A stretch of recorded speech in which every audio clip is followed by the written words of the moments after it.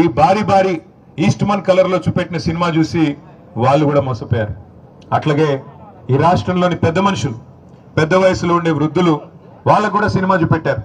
కేసీఆర్ ఇంట్లో ఒకరికే ఇస్తున్నాడు, ముసలవ్వకో ముసలయ్యకో ఇస్తున్నాడు, మాకు అవకాశం ఇస్తే కేసీఆర్ ఇచ్చే 2000 ఏముంది, మేము 4000 ఇస్తాం, ఇంట్లో ఒకరికి కాదు ఇద్దరికి ఇస్తాం, అత్తకి 4000, కోడలికి 2500 అని చెప్పి నమ్మబలికితే పాపం వాళ్ళు కూడా మోసపోయినారు.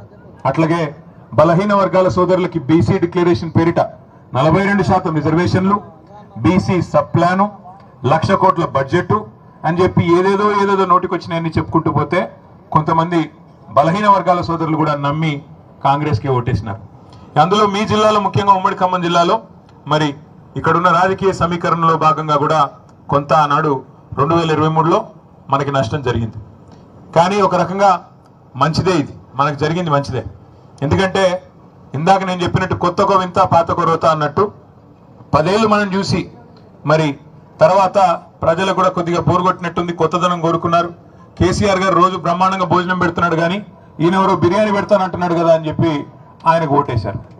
ఓటేసిన తర్వాత ఇవాళ 20 నెలల్లో ప్రజలకు అర్థమైంది ఏంటంటే ఓటేసిన పాపానికి కాంగ్రెస్ కాటేస్తుంది తప్ప, కాంగ్రెస్ కాటికి పంపుతుంది తప్ప పొరపాటున కూడా ఒక్కటంటే ఒక్క మాట కూడా నిలబెట్టుకోదు అనే విషయం ఇవాళ రాష్ట్ర ప్రజలకి, అన్ని వర్గాల ప్రజలకు కూడా పూర్తి స్థాయిలో అర్థమైంది. ఇవాళ ఎన్నికలంటూ వస్తే, ఇవాళ ఈ రోజు కనుక ఎన్నికలంటూ వస్తే ఏం జరుగుతుందో రేవంత్ రెడ్డికి తెలుసు, అదే విధంగా బీజేపీ వాళ్ళకు కూడా తెలుసు. కేసీఆర్ గారు 100 సీట్లతో ఏకపక్షంగా ఈ రోజు అధికారంలోకి వస్తారని ప్రతి ఒక్కరికి కూడా తెలుసు, ఇది వాస్తవం. కానీ మన రాజ్యాంగంలో డాక్టర్ బాబాసాహెబ్ అంబేద్కర్ గారు, భారతరత్న పెద్దలు, చాలా ముందు చూపు గల పెద్ద మనిషి, దార్శనికుడు, గొప్పవాడు, ప్రపంచ మేధావిగా ప్రఖ్యాతికెక్కిన డాక్టర్ బాబాసాహెబ్ కూడా ఇట్లాంటి దుర్మార్గులు, ఇంత అరాచకం చేసే వాళ్ళు ఉంటారని పాపం ఆయన ఊహించలేదు.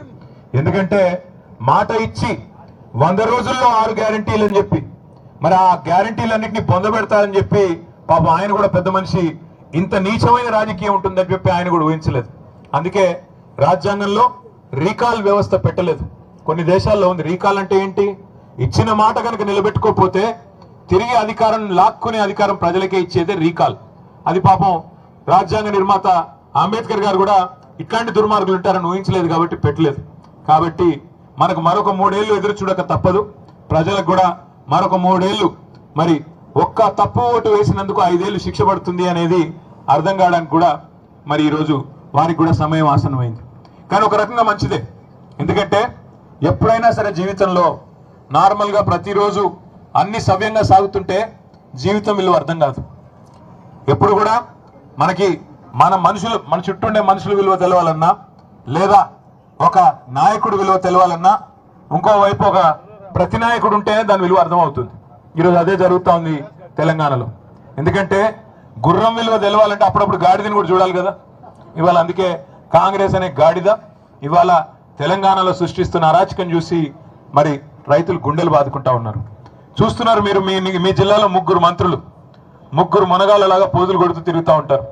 ఒక ఆయన బాంబులను తిరుగుతున్నాడు. ఆ బాంబులు పోయిన దీపావళి కన్నాడు, ఇప్పటిదాకా పేలట్లేదు. ఆయన పేరు అందుకే పొంగులేటి కాదు, బాంబులేట్ అయిపోయింది పాపం.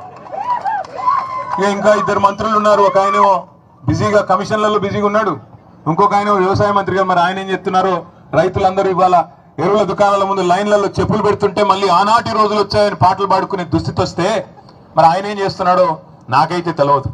2 లక్షల టన్నుల ఎరువులు ఇవాళ కొరత రాష్ట్రంలో ఉన్నమాట వాస్తవం.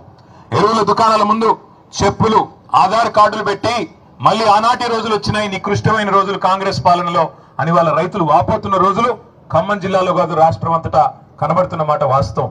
అందుకే నేను అనేది, మనం ఓటేసేటప్పుడు ఆలోచించుకుని ఓటేస్తే తప్పకుండా మనకి సరైన నాయకత్వం ఉంటే లాభం జరుగుతుంది తప్ప ఎవరిని పడితే వాళ్ళని గెలిపిస్తాం, వాళ్ళు ఆ రోజు చెప్పిన మాటలని మోసపోతామంటే తర్వాత బాధపడడం తప్ప ఇంకోటి ఉండదు. వాస్తవానికి ఇవాళ మనకు ఒక మంచి అవకాశం ఉంది.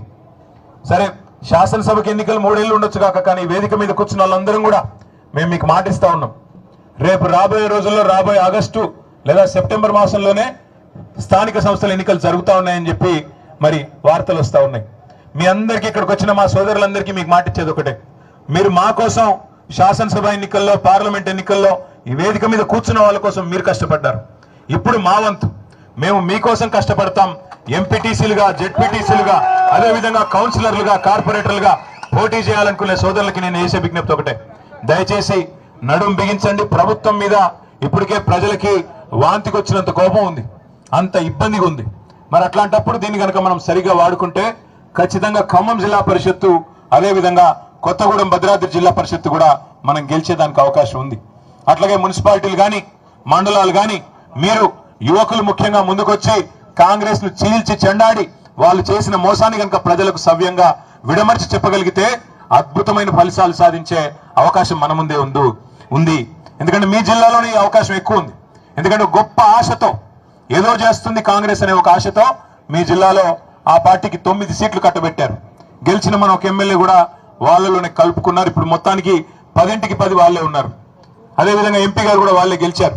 కాబట్టి మనం అడిగే హక్కు మనకు ఉంది. ఈరోజు ప్రధాన ప్రతిపక్షంగా ఖచ్చితంగా ప్రజల పక్షాన అడిగే హక్కు మనకే ఉంది.